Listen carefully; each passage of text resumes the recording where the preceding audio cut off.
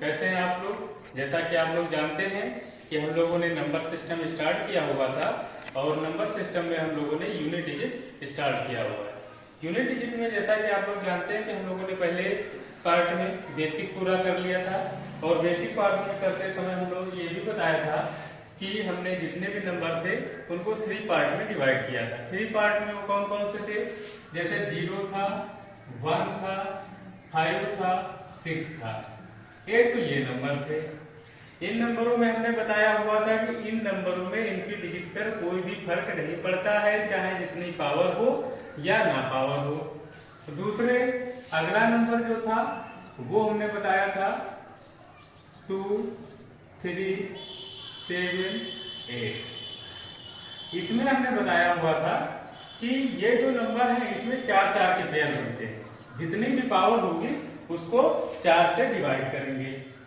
उसके बाद में अगला नंबर कौन कौन सा बचा हुआ है, जैसे आपका 4 बचा हुआ है और 9 बचा हुआ है। इन नंबरों में क्या होता था, 2-2 की पेयरिंग होती थी, तो इनकी पावर जितनी भी होती थी हम लोग 2-2 से डिवाइड करते थे। अच्छा, एक क्वेश्चन देखिए और जरा इसको बताइएगा कि जैसे अगर हमने लिखा हुआ है कि निम्नलिखित में से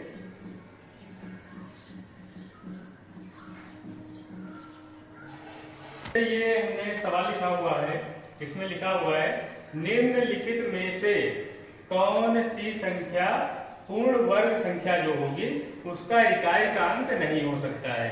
देखिए, जब हमने वर्ग पढ़ाया था, पूर्ण वर्ग पढ़ाया था, तो उसमें बताया था कि किसी भी नंबर का अगर हम वर्ग करते हैं, स्क्वायर करते हैं, तो कौन सा नंबर नहीं हो सकता। अच्छा, क्या 4 किसी के स्क्वायर में आता है कि नहीं आता है? 2 का भी स्क्वायर 4 होता है और 8 का भी स्क्वायर 4 होता है। 6 देख लेते हैं, 6 का स्क्वायर में ही आता है, 36 होता है, ये भी होता है। क्या जो 8 है, 8 किसी नंबर के स्क्वायर में आता है? नहीं आता है। इसका कोई भी यूनिट डिजिट 8 हो ही नहीं सकता है। 9 भी हो सकता है, 9 का भी 3 डिजिट। तो आंसर हमारा क्या हो जाएगा? आंसर हमारा हो जाएगा सी, मतलब 8 हमारा आंसर हो जाएगा, क्योंकि कोई भी अगर पूर्ण वर्ग संख्या है तो उसमें 8 नहीं हो सकता है। कुछ क्वेश्चन पढ़ाने से पहले हम लोग फैक्टोरियल बेस पे बता देते हैं, क्योंकि फैक्टोरियल के भी क्वेश्चन आते हैं। अब देखिए, जैसे फैक्टोरियल 1 लिखा हुआ है, इस तरीके से लिखा हुआ है, इसका मतलब 1 ही होता है।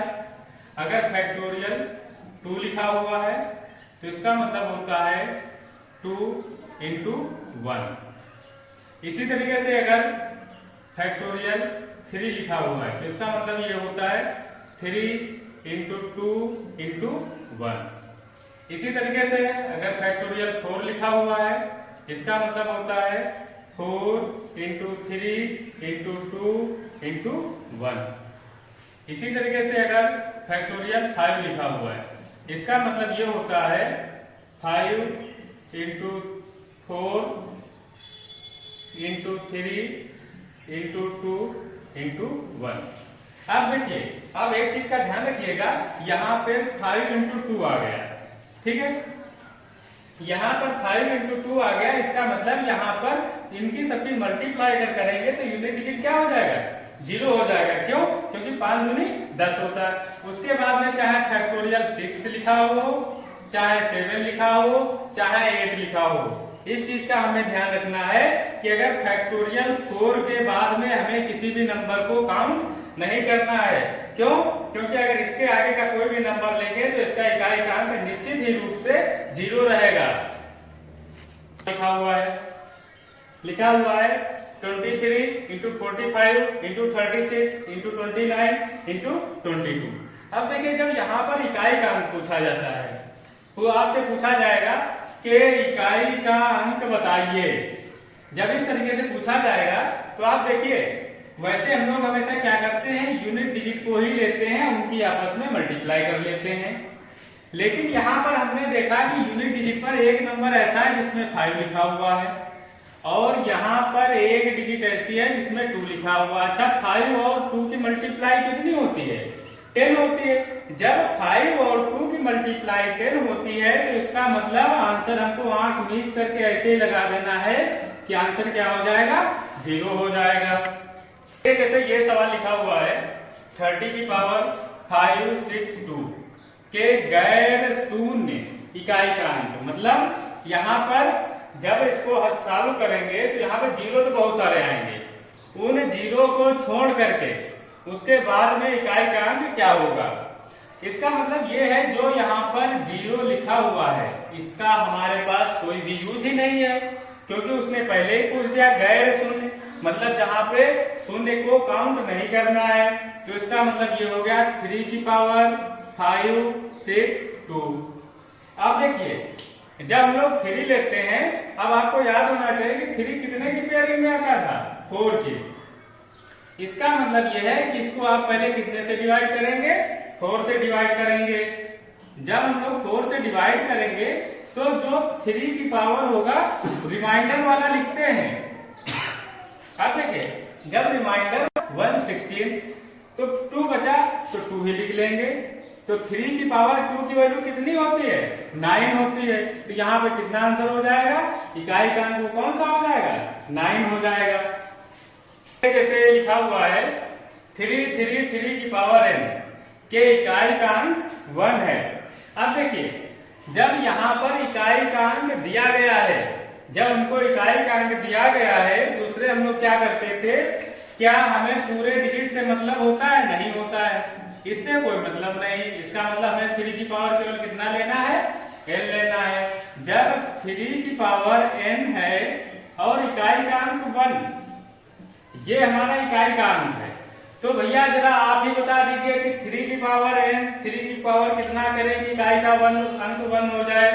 तो देखिए 3 बन जा 3, नहीं आ रहा, 3 तिया 9, नहीं आ रहा, 9 तिया 27, नहीं आ रहा, 27 तिया 81। इसका मतलब क्या हो गया, अगर 3 की पावर 4 लिख लिया जाए, कितना लिख लिया जाए, 3 की पावर 4, तभी तो हमारा 81 आएगा।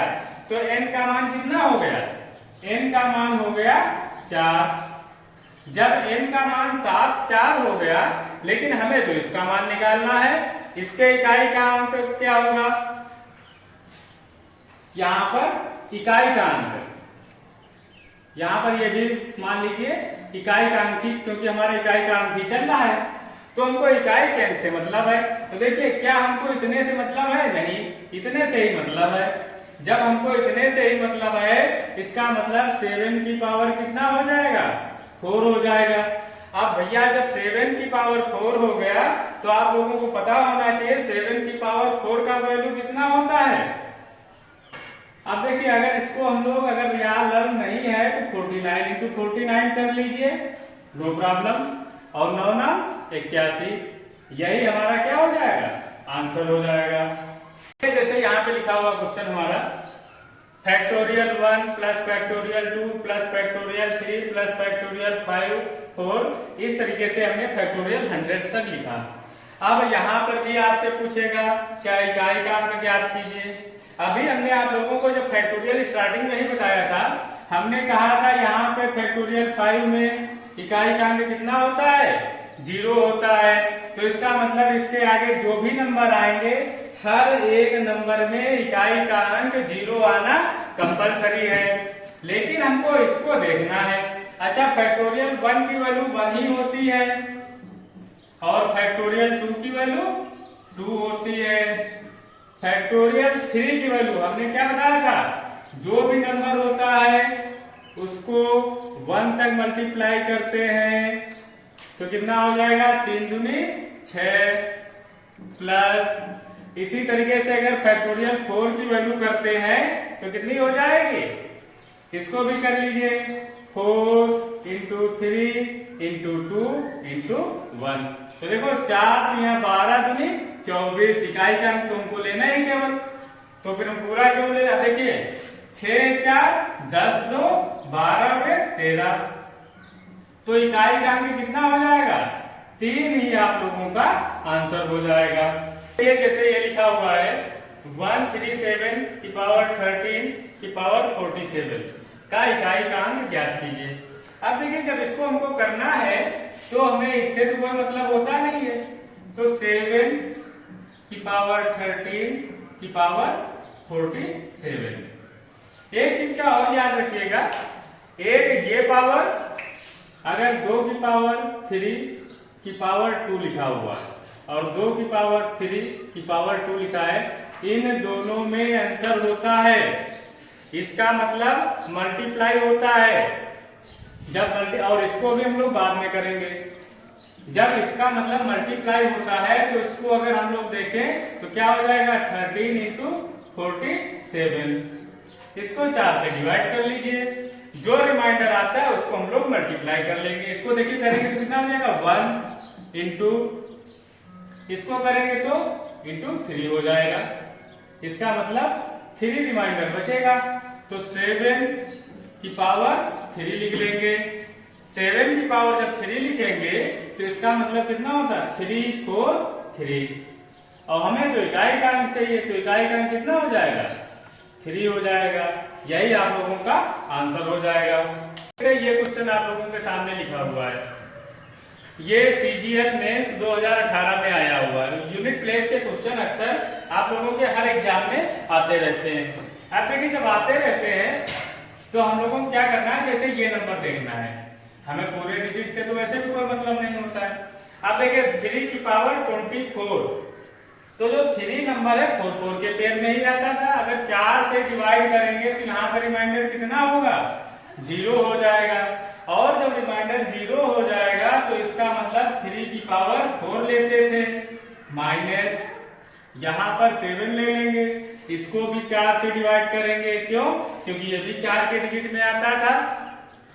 इसको 4 से अगर आप डिवाइड करेंगे तो कितना बचेगा रिमाइंडर, 4 नाम 36, 2 बचेगा। इसका मतलब हो जाएगा 7 की पावर 2 प्लस, और 6 में तो भैया हमने बता रखा है कि कोई भी डिजिट आए आंसर हमेशा वही रहता है, 6 ही रहता है, कितनी भी पावर हो।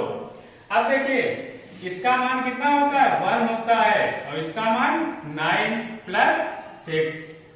क्यों, 7 7 49, 49 की वैल्यू तो ये होती है, और 3 3 9 3 27 3 81 1 होती है। देखिए 6 प्लस 1 7 माइनस 9। अब यूनिट डिजिट जो भी होगी यहाँ पर आगे भी तो नंबर होगा, उससे 17 में से 9 घटाएंगे तो 17 में से 9 गए 8। ये आप लोगों का आंसर हो जाएगा। और 2018 में मेंस के जितने भी शिफ्ट हुए थे हर शिफ्ट में इस टाइप का क्वेश्चन आया हुआ था। जैसे यहाँ पर ये क्वेश्चन लिखा हुआ है, यहाँ पर भी आपसे सेम क्वेश्चन पूछा जाएगा, इकाई का अंक ज्ञात कीजिए। जब कभी भी इकाई का अंक पूछा जाता है, यहाँ पे देखिए कितना आया हुआ है, 5 आया हुआ है, यहाँ पर 2 आया हुआ है, यहाँ पर भी 2 आया हुआ है। इसका मतलब हमने ये भी बताया हुआ था कि अगर कोई भी 5 का और 2 का पेयर बन जाता है तो वहां पे हमेशा आंसर क्या हो जाता है, इकाई का अंक 0 हो जाता है। क्यों, बाकी तो सभी मल्टीप्लाई में है। इसका मतलब मिनिमम कम से कम एक तो 0 बनेगा ही बनेगा। तो यही हमारा आंसर हो गया। सामने लिखा हुआ है, यहाँ पर भी आप लोगों से इकाई का अंक ही पूछा जाएगा। जब इकाई का अंक पूछा जा रहा है तो आप लोगों को हमने बताया है इतने नंबर से हमें कोई भी मतलब नहीं होता है। हमेशा हम लोग क्या करते हैं, इकाई का यूनिट ही देखते हैं। यहाँ पर 3 है, 3 का मतलब क्या होता था, 4 4 के पेयर बनते थे। तो इसको भैया अगर 4 से डिवाइड करेंगे तो 3 की पावर कितना आएगा, 3 ही तो बचेगा। क्यों, क्योंकि 4 चकु 16, 4 एकम 4, 3 रिमाइंडर बचेगा, उसको ऐसे लिख लिया। इंटू भैया 7 की पावर में भी हमको 4 4 के पेयर बनते थे। जब 4 4 के पेयर बनते थे इसका मतलब इसको भी 4 से डिवाइड करेंगे और जो रिमाइंडर आएगा उसको 7 की पावर में लिख देंगे। तो देखिए 4 एकम 4, कितना बचा, 1 14 हो गया, 4 3 12, 2 23 हो गया, 4 पंजे 20, कितना बचा रिमाइंडर, 3 ही बचा। तो देखो भैया यहाँ पर 3 की पावर 3 मतलब 3 3 9 3 27 का 7 ही रहेगा इकाई का अंक। इंटू यहाँ पर देख लीजिए 7 की पावर कितना होता है 3, 7 7 49 343, 7 का क्यूब कितना होता है 343। इसका मतलब कितना आएगा, 3 ही आएगा, क्योंकि हमें पूरे डिजिट से तो मतलब नहीं है। तो हमें इन्हीं का मल्टीप्लाई कर लेते हैं। तो 7 या 21, 21 का मतलब 1 आंसर हो जाएगा। फैक्टोरियल 1 की पावर फैक्टोरियल 1, फैक्टोरियल 2 की पावर फैक्टोरियल 2, फैक्टोरियल 3 की पावर फैक्टोरियल 3, फैक्टोरियल 4 की पावर फैक्टोरियल 4, इसी तरह फैक्टोरियल 5 की पावर फैक्टोरियल 5। इसी तरीके से फैक्टोरियल 100 तक हमें जाना है और सभी में प्लस भी लगा हुआ है। अब यहाँ पे जब हम लोग इकाई का अंक निकालते हैं, हमने क्या बताया होगा आप लोगों को, जहां कहीं भी फैक्टोरियल 5 आ जाए, इसका मतलब क्या होता है, 5 इंटू 2 भी यहाँ पर आएगा, इसका मतलब इसका यूनिट डिजिट तो 0 ही हो जाएगा। आगे फैक्टोरियल 4 के आगे जितने भी नंबर हैं सभी के इकाई के अंक में 0 अंक निश्चित ही रूप से आएगा। तो हमें इसके आगे तो सॉल्व करना ही नहीं है, अब हमें इनको सॉल्व करना रह गया है। जब भैया हम लोग इनको सॉल्व करेंगे तो इसको जरा देखिए, ये क्या लिखा हुआ है, फैक्टोरियल 1 की वैल्यू कितनी होती है, 1 ही होती है। फैक्टोरियल 2 की वैल्यू देखते हैं, तो भैया फैक्टोरियल 2 की वैल्यू कितनी होती है, 2 की पावर 2 हो जाएगा। क्यों, क्योंकि देखो फैक्टोरियल 2 का मतलब कितना होता है, 2 इंटू 1 होता है, तो 2 गुणे 1 ही होता है, तो यही हो जाएगा। प्लस फैक्टोरियल 3, फैक्टोरियल 3 का मतलब अभी हमने बताया था 3 दूनी 6, इसका मतलब यही तो था। फैक्टोरियल 3 जब हम लोग लिखते थे तो इसका मतलब 3 इंटू 2 इंटू 1, यही तो था। तो 3 दूनी 6, 6 की पावर 6 प्लस, अब फैक्टोरियल 4 का मतलब भैया 24 हो जाता था। क्यों, क्योंकि 4 इंटू 3 इंटू 2 इंटू 1, तो देखो 4 3 12 दूनी 24, 24 की पावर 24 हो जाएगा। अब देखिए ये तो 1 ही रहेगा, ये 2 दूनी 4 हो जाएगा।